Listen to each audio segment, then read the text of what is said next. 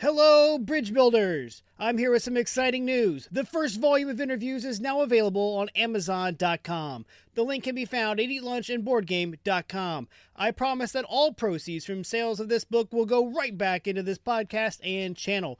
Whether that is new and better audio equipment for the podcast, or video equipment for the YouTube channel, or even more games to review, the money will not be wasted. Click over to Amazon and get your copy of Eat Lunch and Board Game, the first course today. And thank you for supporting the show.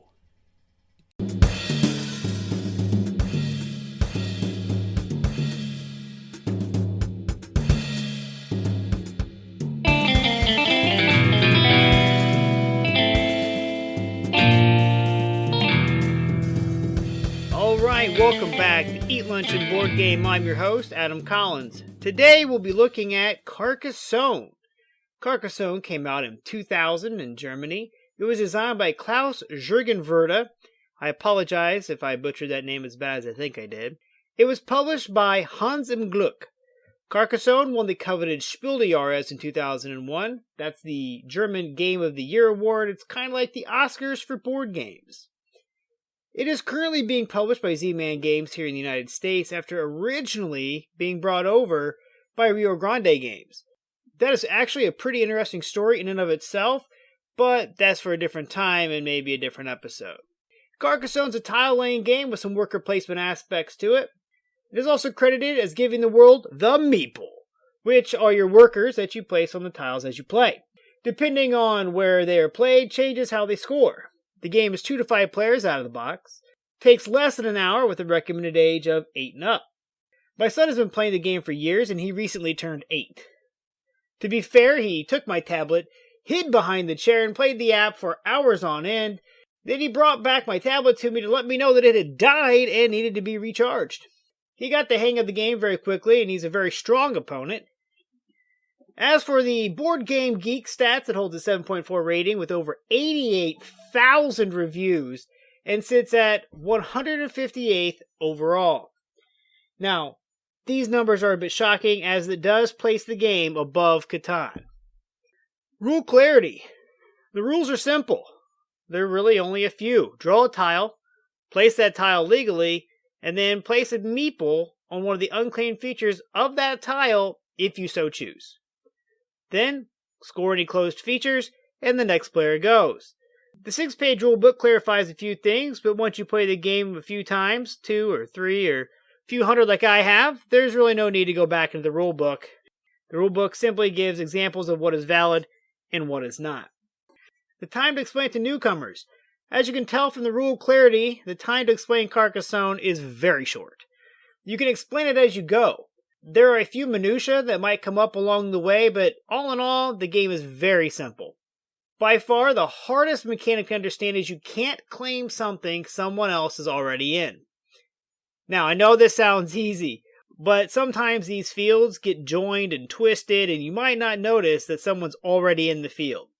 Even some of the castles can get a little large and hard to follow. Gameplay. I love Carcassonne for its simplicity in gameplay. It is simple to set up. First, and this is very important, find the starter tile. It's the one that has a different color back. It's the opposite of all the rest of them, where all the rest of them are light gray on dark gray. This was dark gray on light gray.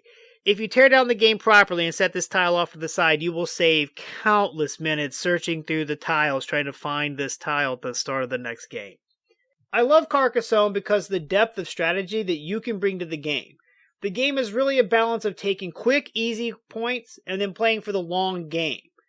It's knowing when to hold them, know when to fold them, right? What can you score quickly and get your meeple back right away? What should you take a risk on and try to expand? Where meeple are placed does make a difference on how and when they score. They can be placed in a castle, on a road, in a field, or in a cloister or monastery. The object of the game is to close out your features so that you can get your meeple back to be placed again on a later turn. You can also make it harder on your opponents to close their features, or you can even make it impossible, trapping their meeple so they are stuck for the rest of the game in that spot and will not be of any benefit to them. Once you get familiar with the tile layouts, you start to know what it's available, how many of those tiles there are, in what is not even a tile combination possibility. The game ends when the last tile has been placed. Then the meeple on the board are scored and the highest score wins.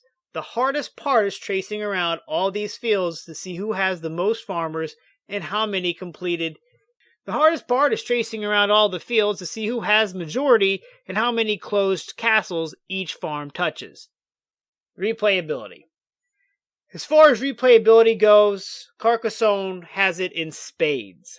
With the 72 tiles being mixed up each time, the game is always different. As with Catan, there are expansions and add-ons, both large and small. Most add more tiles, some add more tokens. I have every expansion that I can find. I have some that were not released in full production stateside that I had to buy off the internet. I will review some of these later in the episode. The base game, though, in and of itself has enough replayability built into it, and those extras only add to it. Component quality. The tiles are all a nice thick chipboard. They're very durable, as my 7-year-old game can attest. The meeple are all painted wood, and they show no signs of wear, though I did have some stickers on them that have worn off. Those are the only components for the game. Tiles, meeple, and a scoreboard. The artwork. As with my Catan, my Carcassonne is an older edition. The newest edition changed the artwork for the first time in years, and maybe even ever. The tile layouts remain the same, and the back of the tiles remain the same, which is nice, but the artwork is slightly different from the fronts. I prefer the original artwork, but probably because that's the one that I, learned to play the game on and own all of. The new artwork is cute, nothing spectacular. The tile design and layouts are way more important than the artwork. Bang for the buck. The MSRP for Carcassonne is a paltry $34.99. That is insanely cheap for such a great game. You can find it at some Targets and Walmarts, but it should be a staple at any friendly local game shop. Now, I bought the big box 5th edition 7 years ago. They still make a big box version which retails for $79.99. That may seem like a lot, but you get the base game and a handful of expansions that vary depending on what edition you buy. All of that in a box large enough to hold every expansion in it. All you have to do is take out the custom insert that's already in there made out of plastic, throw it away, and build yourself a custom one out of foam core. I did it. It's great. It holds all of Carcassonne with room to expand. It allowed me to discard all 10 of the expansion boxes, making more room on my game shelf for more games. But if you're hesitant as to whether or not you'll like this game, feel free to just pick up the base game only. Other. Well, Carcassonne has been around for 20 years. It does not have the overabundance of things like Catan. Yet, if you count all things that feature the beloved meeple on it, then there are thousands. There are meeple cookie cutters, earrings, lapel pins, t-shirts with funny sayings, and so much more. The meeple has grown to become an icon of gaming, outgrowing its humble beginnings as just the token in Carcassonne. Lunchtime potential. I think this really goes without saying, but it is a great lunchtime game. With its finite end, with the last tile being played, you don't have that stalling tactic trying to hold out hope for the win. The game time will adjust with the amount of people and the amount of expansions you're playing with, yet there should be no problem playing Carcassonne in under an hour, unless you play with multiple expansions and add-ons at the same time. This can convolute the scoring and the gameplay, and it could potentially make the game take longer than an hour. I think 5 or 6 is the most add-ons I've ever played with in one single game, and it took well over an hour, almost 2. So keep it simple, and that will ensure that you'll be done in less than 60 minutes. I was introduced to this game by a coworker at a past job. It was one of her favorite games. She and I would bring our lunch and go play 2 to 3 games in an empty conference room. Nobody else wanted to join us, but they were always hoping that I got beat. Such great coworkers. Alright, the expansions. I'm only going to cover the small expansions for Carcassonne in this episode. There are 10 full expansions, and they're all fantastic. Well, 9 are. The less said about the catapult, the better. I've already said too much about it. There's just too much content to cover in one episode, so I'll save those for a later episode. I will also only cover the mini expansions that I own. There's been a lot of content made for this fantastic game that has only been released in Germany. I have tracked down a few of them online because I use my time and money wisely, but there are many more out there that I cannot locate or I cannot justify the price of purchasing. However, I have recently come across a German website that carries most of what I am missing, if not all of what I am missing. So I might have to order from them here in the near future. Now, without further ado, let us delve into the expansions. It is also important to note that every expansion, well, most of them anyway, have a small shadowed symbol to identify it as part of an expansion and not part of the base game. For instance, the Gold Mines has a profile of a gold ingot in the lower corner. This helps you sort them out at the end of the game and for storage. First up, we have the Flying Machines. The Flying Machines are a great little addition to Carcassonne. The meeple now have the ability to launch themselves into open features. This mini expansion adds 8 new tiles and a custom wooden D6. The D6 features 2 sides each of a 1, 2, and a 3. This number is how many tiles your meeple flies and where it lands. The active player places the tile following normal placement rules, but then you have a choice. Place the meeple as normal, if possible. So if it has a road, you can just claim the road. Or you can attempt to fly the meeple. I say attempt because the die rule tells you how many tiles in the direction of the arrow on the tile that meeple launches. Farms do not count. So if you roll and miss, because there's no tile there, he just crashes. I like to think of them as just falling off into a void. Anyway, if the meeple would land on a tile that has an open road, castle, or monastery, the meeple lands in it, even if it's claimed by another player, or the same player. It's a great way to fortify your position in a castle, or to catch back up. This can really be used to swing some points, and I like the risk associated with it. Some of the Flying Machine tiles feature roads that you can claim, but where's the fun in that? The fun is trying to find a spot and a rotation that gives you the opportunity to make a big play. Then, it's also fun to roll the die and hope for the right amount of pips to appear. There's nothing worse than finding out you just landed in a field that you can't do anything with, and you've lost that meeple and that time. With only 8 tiles, this mini expansion does not add a lot of time to the game, though time can be added in trying to maximize where to put the tile in its rotation. Word of the wise, no matter how many times you rotate the tile, it's not going to change. When we play at work, Flying Machines is typically added to the draw bag. Alright, second up is the Messengers. So the Messengers is not one of my favorite mini expansions. I do not play it often. I don't know why, I just don't like it. It's pretty simple though. You start the game with 8 message tiles shuffled face down, and you place your new Messenger meeple alongside your regular scoring meeple on the scoreboard. Then, whenever you score something, you choose whether to move your Messenger or your meeple. If you're the active player and you end your turn with either of your scoring tokens on a dark space, also known as multiples of 5, you get a message. The top tile is flipped over and you can either score it for the 2 points or use the message. The message can be things like points for the shortest road you're on, the smallest city you're in, 2 points per banner in all your cities. The one that is super valuable is the score a feature where you have majority. This could potentially get you a meeple back that would otherwise be trapped and lost for the rest of the game. At the end of the game, before final scoring, you simply add the 2 values together, advance your regular meeple, and then finish the scoring as usual. I guess it is just not as exciting as the other mini expansions. Well, that and it can potentially be game-breaking, or at least undo a lot of hard work that people have worked on, like trapping other people's meeples and stuff. It could also be that there's only 8 tiles, and they just rotate through. I can't really put my finger on it, but I just really do not care for this at all. Third, the fairies. Boats, not fae.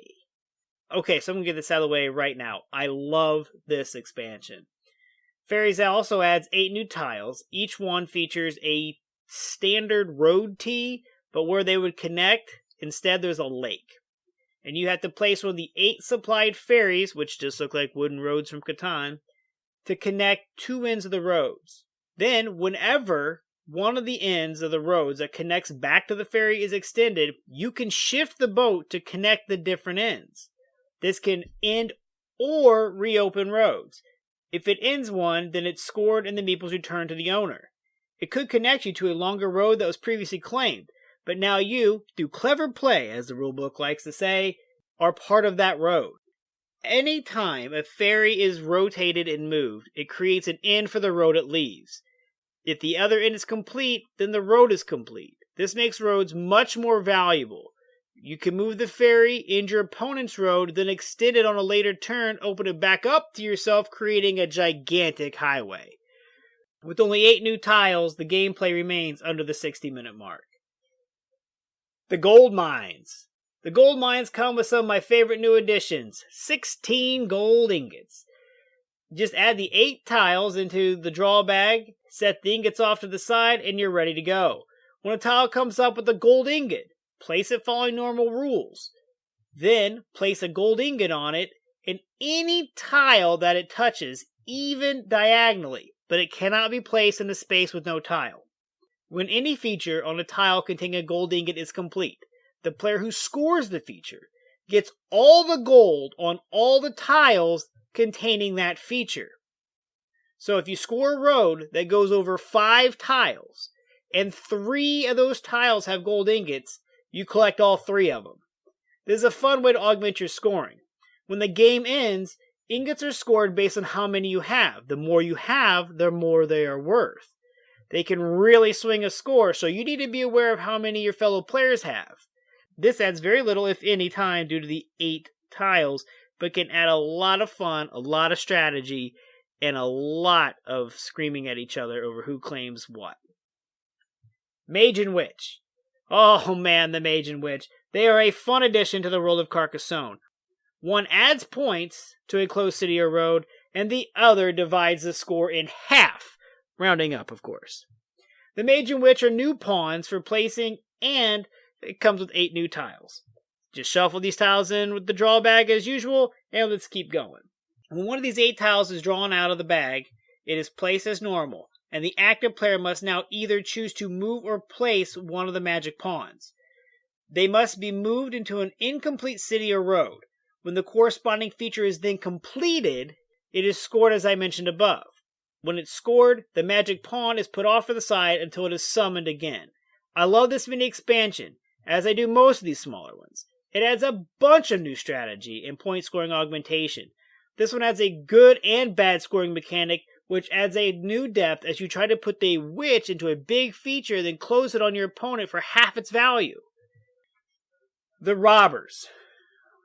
Robbers is interesting. There's only 8 new tiles and a robber token. The 8 tiles are shuffled into the base game draw bag as normal. When one comes out, the active player places their robber meeple on the scoreboard next to someone else's scoring meeple. Then everyone else follows suit, choosing where to place theirs. Then, when that meeple, that player, scores a feature, the robber scores half the points.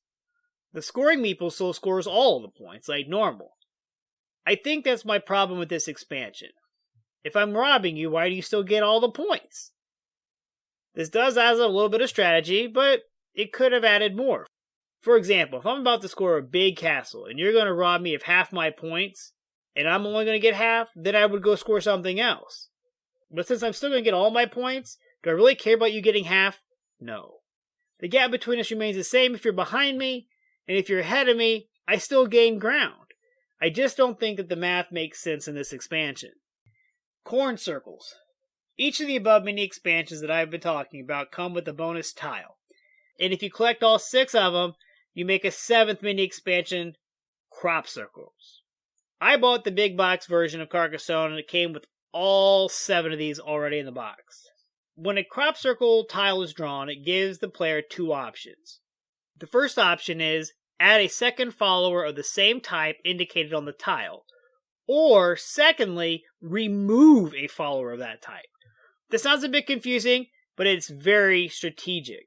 There are 3 types of corn circles: farmer, knight, and thief. There are 2 per type.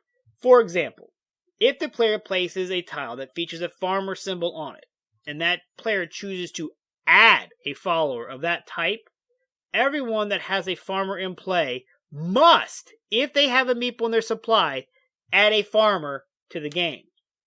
If the player chooses to remove a follower, everyone with a farmer in play must take one of their farmers off the field.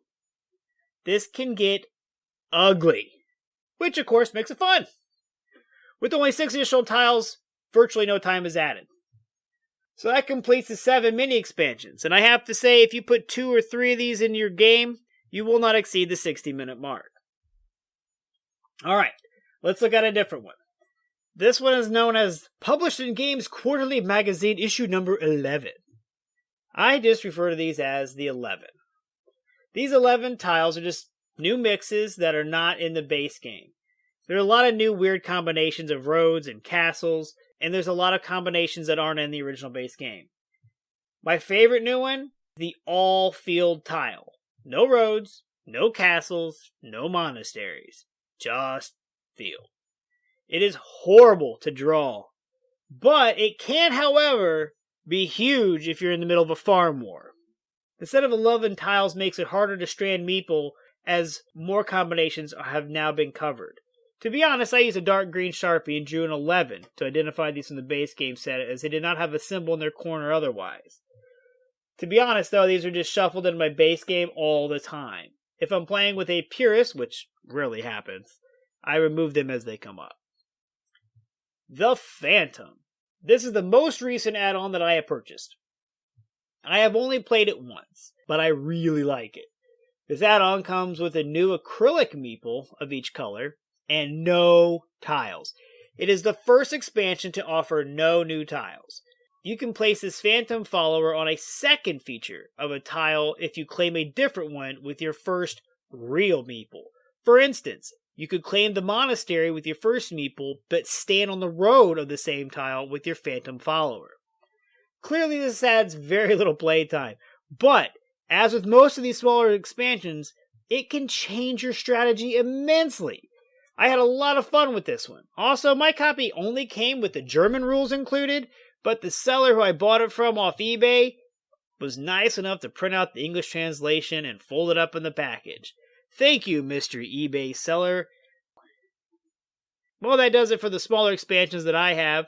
There are plenty more out there, and I'm sure that once I have some more money and time, I will be purchasing them straight off that German website that I found. It's hard for me to say what my second favorite game is behind Catan, but Carcassonne is a strong contender.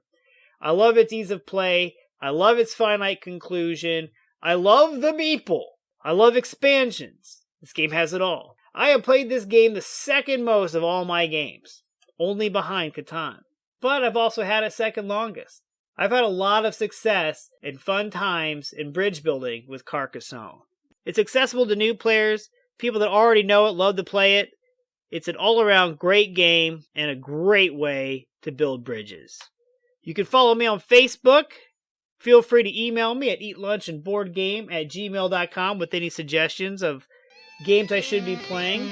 And until next time, keep building those bridges.